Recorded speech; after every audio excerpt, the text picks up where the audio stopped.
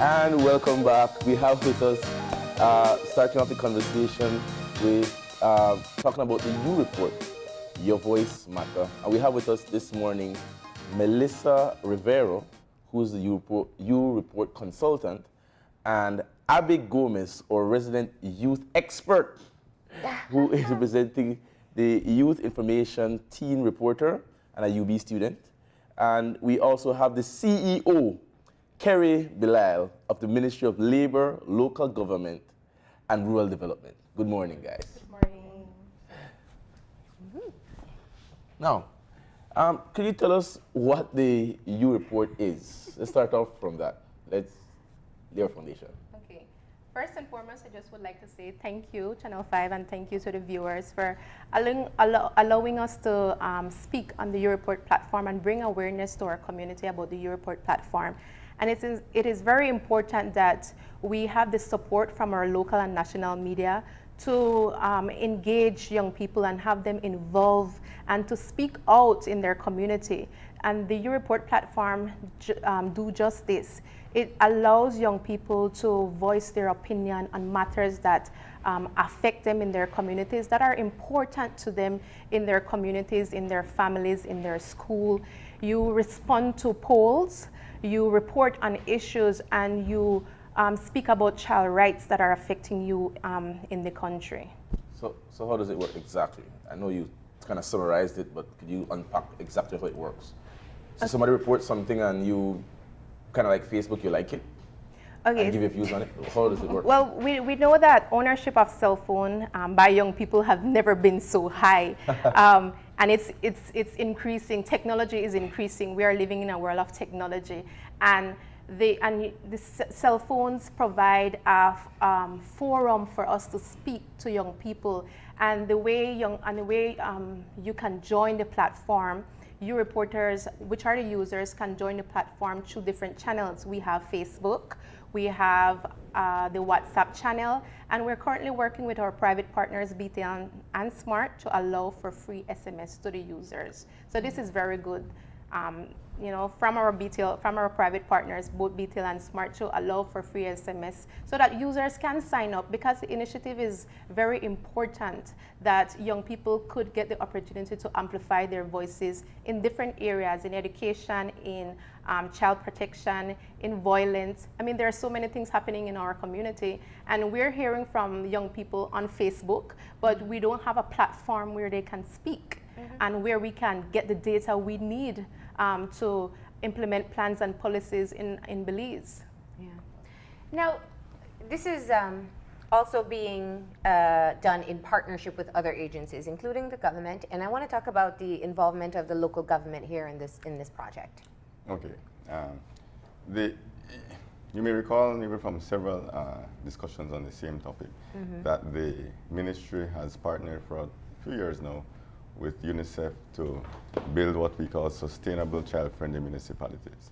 And that comes directly under the remit of the ministry, because the Ministry of Local Government has the responsibility to administer, if you may, the laws and the policies relating to municipalities.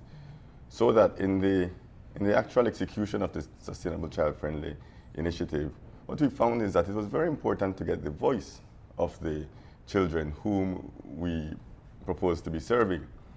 And what the U Report presented was not only an extension or an enhancement of the communication that would have been, that would best serve the sustainable initiative, but it really gave us a level of flexibility. And as I think these young ladies speak to the platform, you will see that there's a level of access that you have to young people, an ability for people to express themselves in a manner that does not, that provides some anonymity. And we felt that what that did was to give us a boost in what we felt could have been the promotion of the sustainable child-friendly initiative.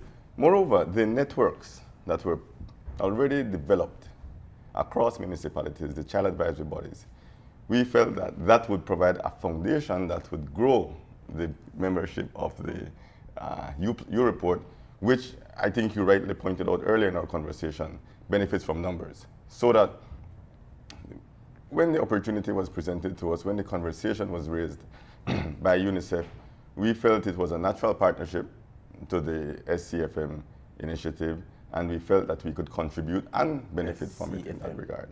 Sorry, yes, my apology there. Acronyms, no? These acronyms. Yes, so really and truly, we thought it was a natural partnership to the child-friendly initiative that we had undertaken, and we felt that we could contribute and benefit from it.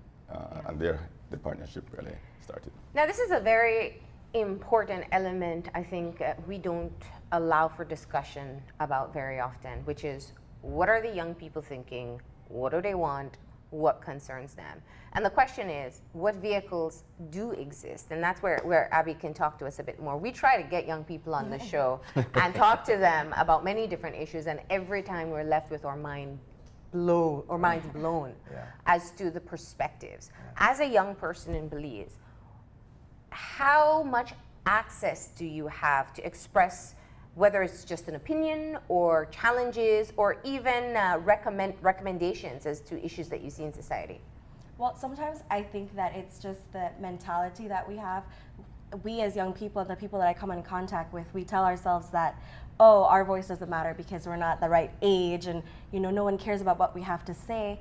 So usually I think that we limit ourselves so we don't go out there and try to seek those avenues to express what we feel. But I've been going to the meetings, and I've been meeting with the U-Report staff, and it's been really amazing. And I'm looking at it and I'm like, this is such an amazing project. There is not 30 minutes that I don't go without looking at my phone. I always have to have my phone. It's like an addiction, and now you're telling me that I can use my addiction in a positive way. And what I enjoyed so much was that it's anonymous. And for some reason, we as young people feel so empowered when no one knows who we are. That's why everybody's always so brave on Facebook and so brave when they WhatsApp you.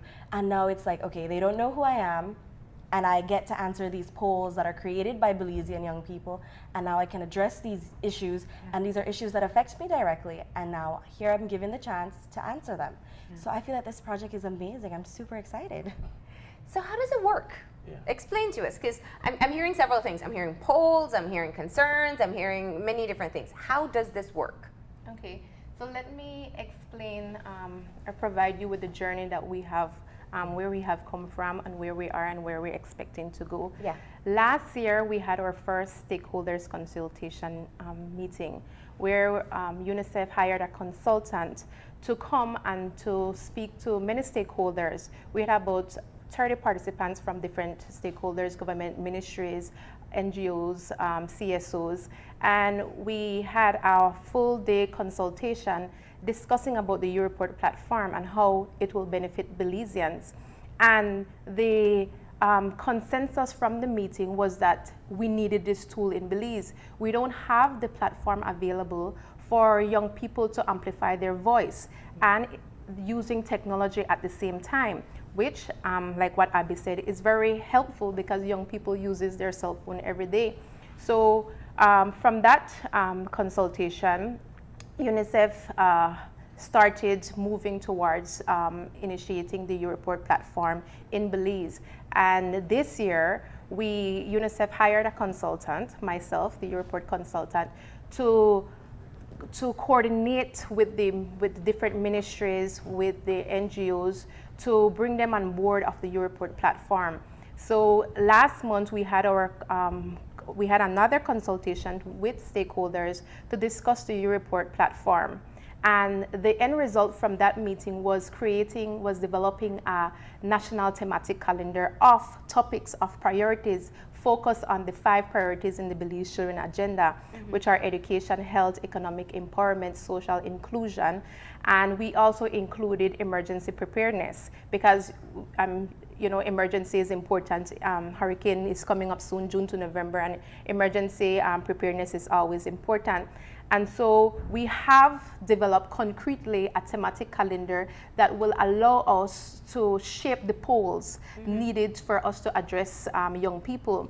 And we are establishing a steering committee with young people to help us to shape the polls so that when we are ready to send these polls out, young people will gravitate towards these questions and will be able to answer these questions easily, freely, and knowing that it's transparent. Because the way it works, we ask the basic questions such as your gender, where you live.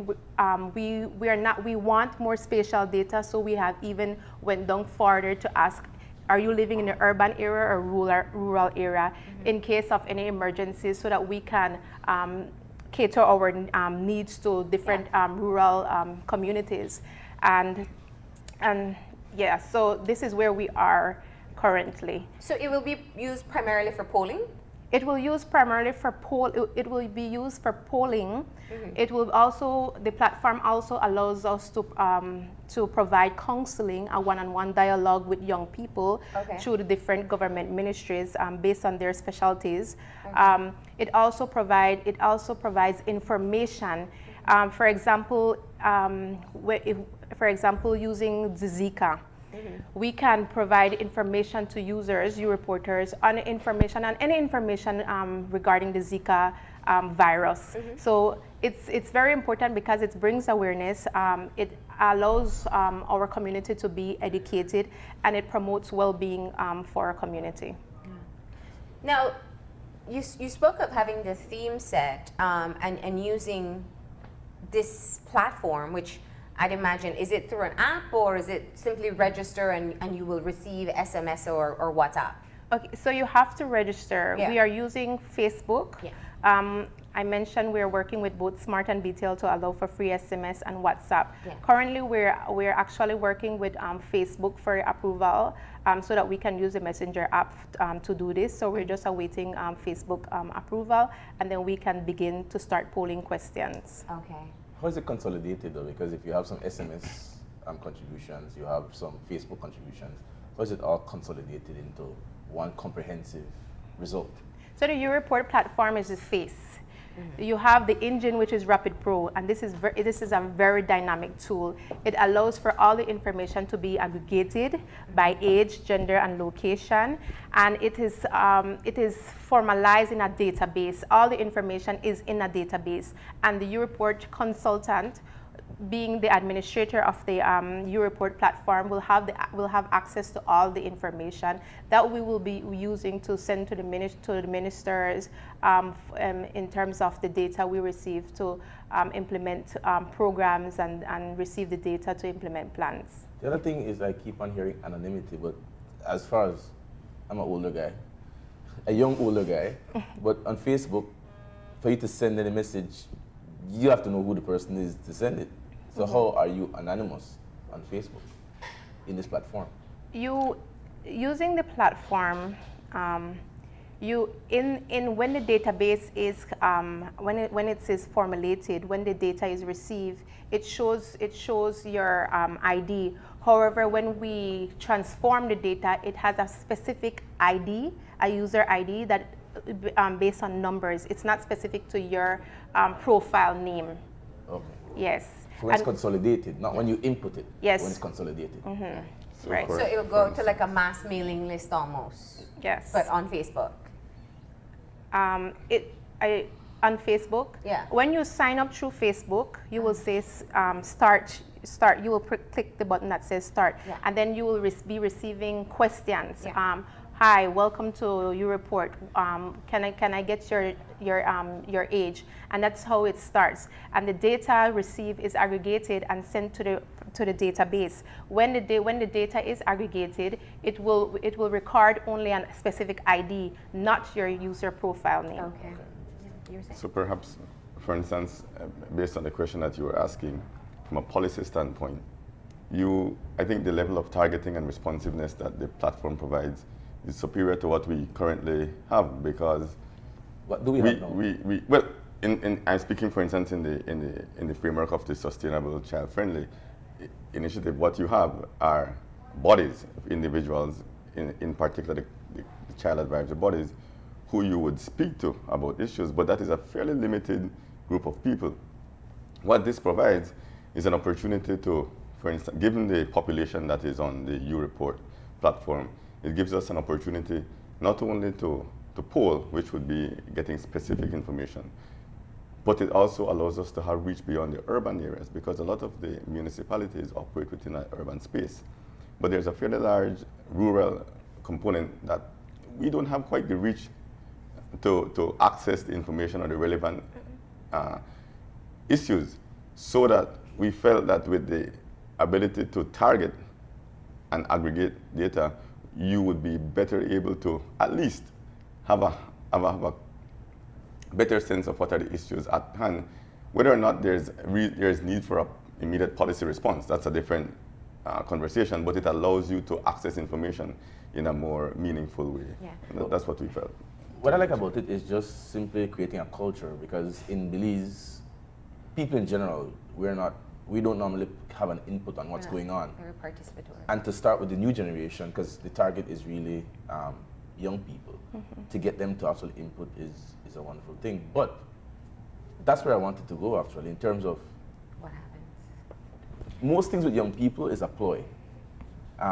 You know, there's a file 13 where, you know, we pretend to want to hear their issues, but we're so caught up with actually getting the work done in terms of a government policy body. That is just a gimmick. What will make this not a gimmick in terms of how sure are we that Abbie's input will be registered to actually make a change? Well, I'm smiling because the first thing I'm thinking is that I'm not certain that the input does not matter to policymakers.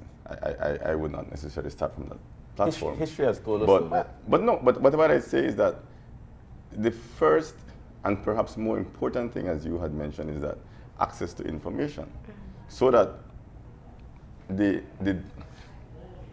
difficulty is that there are sometimes areas, you know, specific areas that may be subject to violence that have a different reality from, you know, other youth. So that what the platform allows is that you have information. That's why I said to you that the process of making policy, the process of being responsive, that is really an executive function that has to follow suit based on information. But it is actually more difficult to make effective policies if you don't have an information base at the start. So what we hope is that given the existing structures, that this platform will actually add a dimension that was otherwise not available. Like I said, where that results in better policy, where that results in effectiveness. But you accept that policy is the most important part of that process. There's no sense of collecting information. Governance, one of the most important things of governance is being responsive. So it makes no sense to collect all this information from the consultant and from the youth, and then it gets clogged up with the adults and the policymakers. I would want to go a little bit further and say the results are what matter. Because I'm saying that the intention of any policy is to achieve a certain set of results. So I'm saying that what this does for us is to increase what we believe is the level of information, the quality of information, so that hopefully the policies that are implemented achieve the results that we wish. So we feel that it's the right direction. The results, I guess, will speak in time, you know. Well, you know what I see this as almost the modern day consultation. Yeah. You know, we used to try to get everyone in a room and get their opinions on things, and now we have them on a digital platform. And Abbie looks confused, like people used to get together. Yes, before WhatsApp groups. But so I do like that part. What Kevin is asking is a very important point. Maybe one of the areas we can look for examples is looking at the child-friendly municipalities and the role of the child advisory bodies. Tell us of some of the examples across the country where these children who get together and tell their local government, I think, and we had them on the show, we think the street lights aren't sufficient. We think there's too much drinking in public parks. We think bars shouldn't be in parks. We think that children need to have more secure environments. How much of these concerns, and those are just the ones they shared with us here, I'm sure there's more in your meetings, have actually translated into policies, changes within the individual municipalities? Sure. Without trying to go into the specific municipalities, we've had instances where the children actually physically reshape parks to their best interest.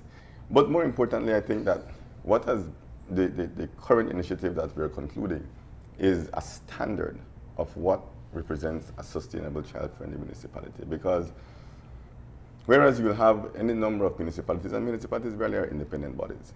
So where you have a number of municipalities who have different levels of interaction with their child advisory bodies, We felt the best way to try to at least apply a standard is to have what we consider a criteria for a sustainable child-friendly municipality. That is coming to a conclusion about the middle of July. So what it represents then is a clear definition of what a child-friendly municipality means and a more robust conversation as to how we achieve those objectives. Now I say that because at the end of the day, municipalities, where that objective best suits the needs of those municipalities, and we feel that the mayors have taken it very seriously. Most mayors are very involved in these initiatives. We feel that that is where the results will show itself. But in terms of institutionalizing it, yes, that is being done. In terms of the level of interaction that's happened over the past 2 years, that has been there. How it translates into better lives for children is something that time will tell, I believe. Yeah, yeah. Now, I have a flip question, and you know, I might really show that I'm not really considered a young person anymore. But there is a perception that young people just don't care. Yeah. You know, it's just that simple. It's more important to keep up with the Kardashians than to keep up with national issues. And my question is, what type of research has been done to show that once you open up this platform, that young people will participate and that they will participate honestly and not just send in some silly comment because it's funny? And we can have both the young person and whoever else chime in on that. Oh, okay. The whole perception of young people don't care, I can see where that's coming from because it's true. A lot of young people don't think that it matters, and that's where the whole downfall of this is. But really, I think that it's because sometimes these national issues aren't presented to us in an appealing manner, and really, that's how we are. We want something fun, we want it to grab our attention. So when we go on the news and we see maybe 2 hours worth of meetings just droning on, we won't sit down and hear and listen. But now if we're sitting down and there's a newspaper with like a really big headline, oh, did you hear about this? And you're like, oh, what's going on? You flip the pages, you want to know what's happening. And so we do care. It's just that sometimes it's not presented to us in the best manner. And I think that's our fault for not wanting to get that information ourselves. That is definitely on the youth part. We are a bit lazy on getting these information to ourselves. Sure, you want to see that? But you know, being honest about my perception at least. But yeah, that's how I feel. So it's more about how palatable the information is to you. Yeah, definitely. And before you answer, I was doing a comparison because this is not a new concept under the sun. There are youth reports in different countries.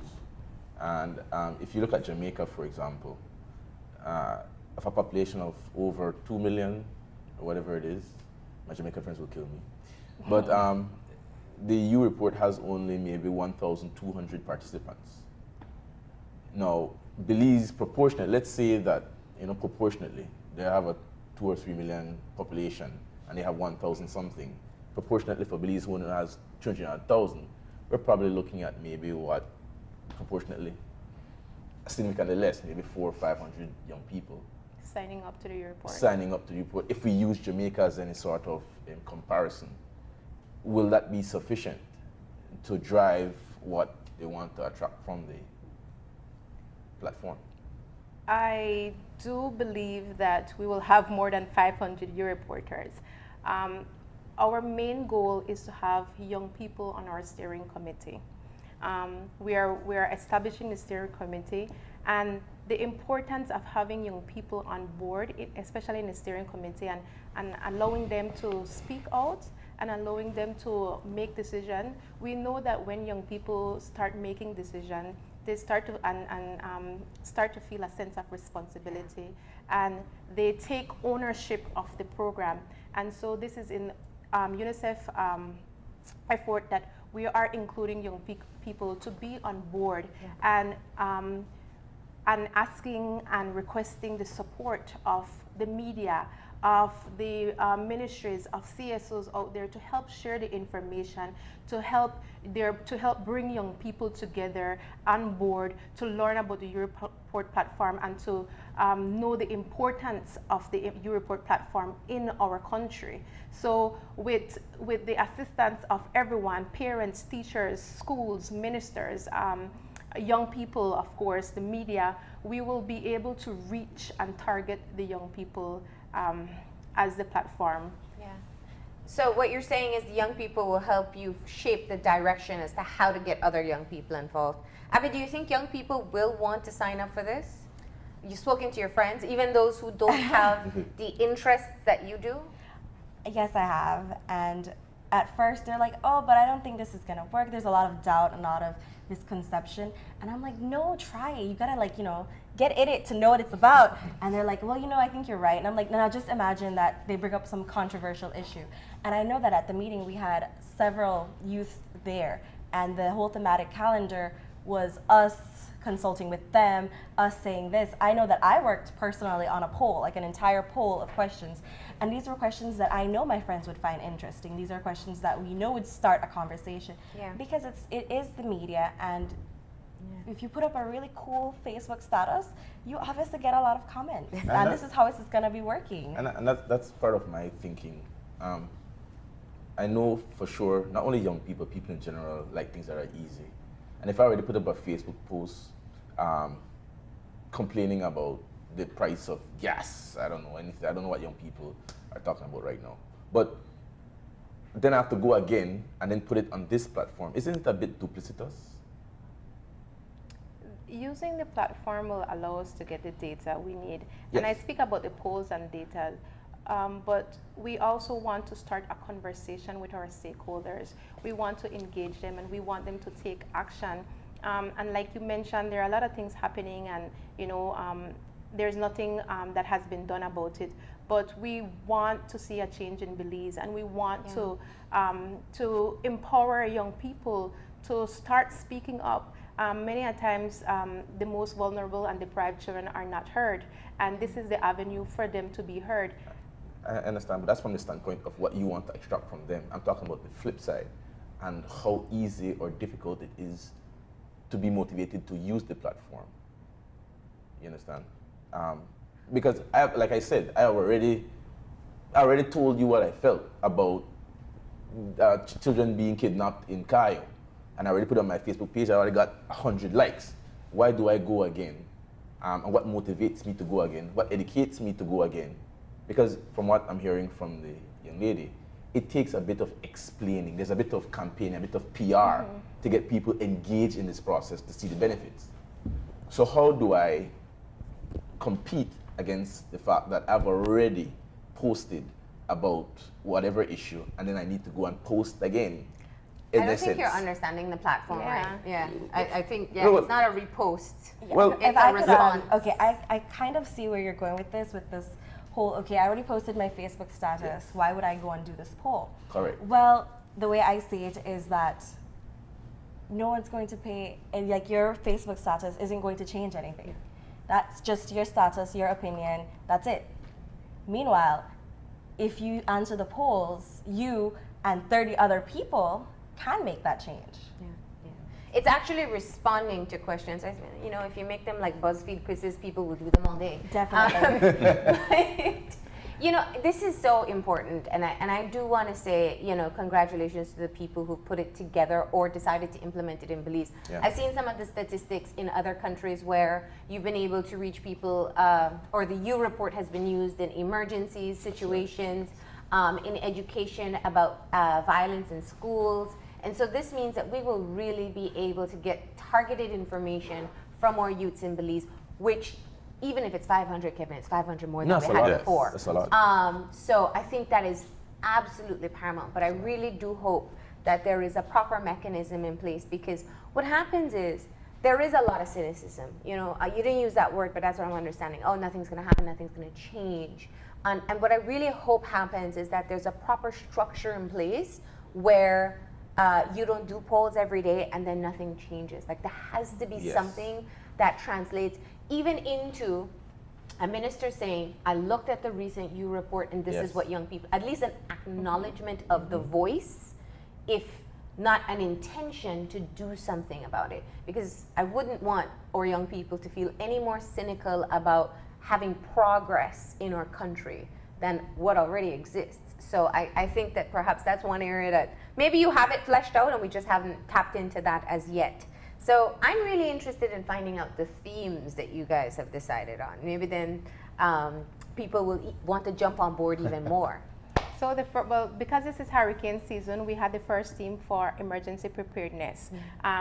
In June we have Father's Day, and in September we have your identity and about being a Belizean. And these themes were selected by our stakeholders. And there are many more themes, but I can't name all because there's so much. But for September, it has popped out for me because of the whole idea of your identity in Belize and being a Belizean and what does it mean for you to be a Belizean. So that really popped out for me. We have, in terms of advocacy and our campaign, we are planning to do an ad and working with the youth department to produce an ad. We're also planning to do a competition so that young people can create a jingle about why it is important for Belizeans to be a youth reporter, hearing it from their own voices and in their own language, in their own native language. So you can be Garifuna, Mayan, whatever language they feel comfortable in, because we want to spread the word and we want them to be included in the U-Report platform. We also created our U-Report Belize Facebook page. It's really new, but we're starting up, and so this is this is just a road. We're just moving. It's not going to be like taking an exam, right? I mean, I can imagine like somebody saying, "Oh, great, they'll ask me questions about." Something so complicated. That I would really hope the polls are meant to be fun as well, but still extracting important information. Like I mentioned, I was at the last meeting and I actually helped compile a poll. And the way we did it, we split up into different tables and we had a mix of younger, older. We had a very diverse bunch of people working on these polls. And what I realized was that it's so easy. These are not open-ended questions. These aren't something you have to talk about. You don't have to type out what you feel. It's a click this, click yes, click no. Do you think so? Maybe. You're not sure. So it's like, okay, I have the option to pick. And if I don't know, there's also that option to pick. And so it's very easy. It's not like taking an exam, probably 10 minutes and you're over with it. And it's like, oh, wow, that wasn't so bad. Oh, I can do this again. Is there a feedback option too, that maybe I had something extra I wanted to say? For unsolicited response, there is it goes to a certain area, and then we can look back into it and see, okay, this person needed this help or this is information, and then we can respond to that person separately. Excellent. Yes. Is it? I'm hearing the thematic part of it, but is it a straight-jacketed adult a process? I ask this because I know in the past we've had issues. I can speak of my experience with the youth report, and compiling that. And I could remember back in 2004, young people saying, "This just sounds like old people trying to direct us young people as to what they want to hear, as opposed to us driving it." How do young people drive this process, as opposed to just being passengers in it and answering questions that the steering committee put together? Remember, the steering committee is young people. Yes, and young people are and so they're guiding and shaping everything. I understand, but what I don't understand is coming out of that, how some of these, I didn't hear, maybe I'm off tempo, but some of the issues that I heard come up aren't necessarily issues that I have heard my nieces and nephews speak about.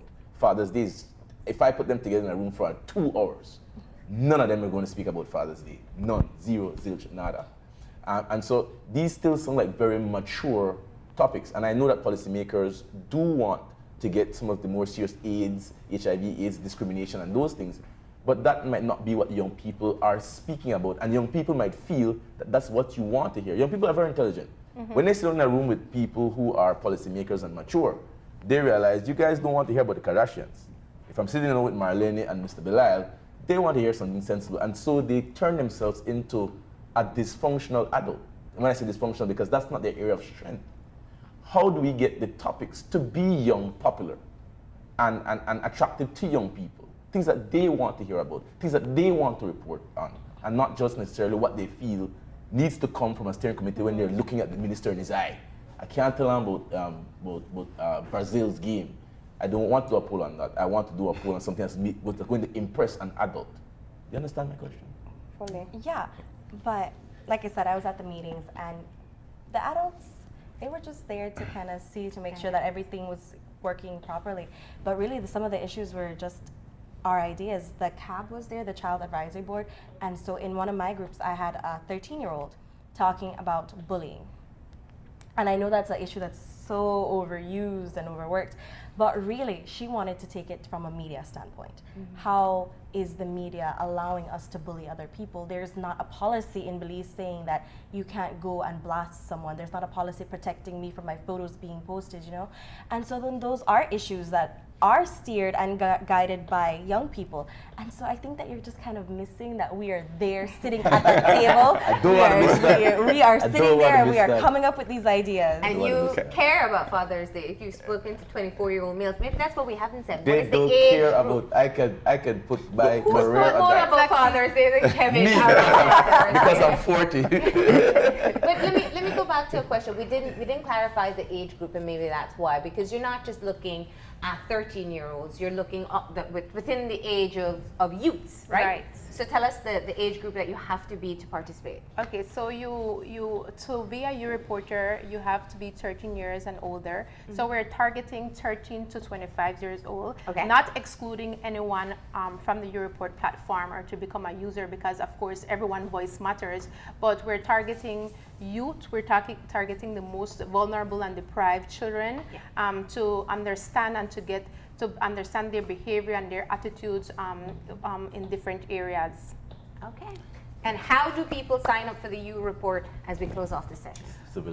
Oh, sorry. Thanks. I just wanted to perhaps share in response to a number of the things that you were saying, that the thing is about what we see in the U Report is a platform, a tool that provides unfiltered access to the sentiments that exist at various levels within the community. So that it's not really about being judgmental, it's about listening. And so whether or not we believe the information is important or whether we believe it's what we want to hear is not relevant. We're hearing what we're hearing, and that is what we think the power of a tool is. And we strongly feel that the municipality should embrace it in that same regard, because we're listening. So it's not about whether what you're saying is important to us or not important to us. It's about listening, and that is the real power of the U Report platform. And we trust and we hope that the steering committee will be able to properly connect with the issues at hand, and that what we will be getting, because we're not controlling it, what we will be getting maybe is something that we completely did not think of. Yeah. And really, the experience at the CAB has been that, quite frankly, a lot of the topics that are raised and a lot of the potential solutions that are tabled are different than what myself or any of my technical team may be thinking, but we believe that is the power of the U Report. So we strongly encourage users to engage it in that manner. And so how do we sign up? In a couple of weeks, we will be able to use the Facebook Messenger app to sign up. But for now, you can visit our U Report Belize Facebook page, and we are always posting stuff, and we will inform our Belizeans when the U Report platform will be up. So for now, you follow so that you can know exactly when you will start to participate in the polling. Thank you so much for being here, and best of luck. And if you're between 13 and 25, you definitely want to sign up so that you can have your voice heard as well. Thank you.